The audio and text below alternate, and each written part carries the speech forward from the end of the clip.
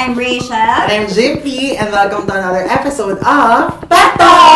Nakakasama natin ngayon ang Pepster's Choice Year 3 Male and Female Movie Star of the Year, Danielle Padilla and Catherine Bernardo. Yay! Congratulations sa box office movie. Thank you!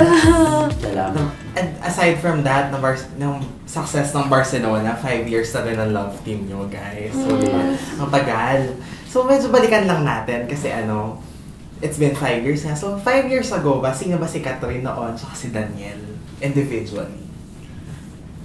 Siguro si Catherine nun mas mahihain, mas hindi pa alam kung anong gusto, gano'n.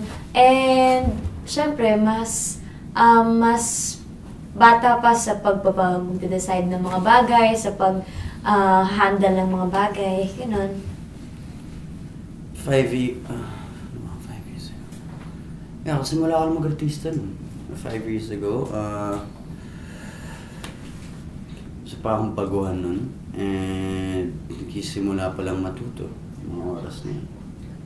Ayun. Kasi naalala ko, July 2012, yun, nandun ako sa Subic nung nag-first shooting day kayo for Growing Up. Talaga? Yes! And naalala ko pa nun, alam naman natin lahat na supposedly yung character ni Danielle, iba yung magpiplay. So feeling nyo ba destiny na maging kayo ang magka-partner?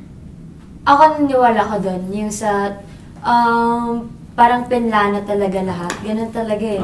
Na hindi mo in-expect talaga yung mangyayari sa pinaka-unexpected time. And yun yung nangyari sa amin ni DJ.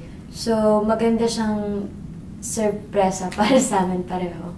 Ikaw, din yan? Ganun yan. Ganun din. I think meron talagang yung dahilan, yung mga bagay kung bakit nangyayari. And may sarili silang ways kung paano nangyayari. Yun na parang, wow, parang yung status nyo na gano'n na talagang hanggang ngayon, iba pa rin ang staying power ng Catherine. Yun yung pinakamahirap kasi yung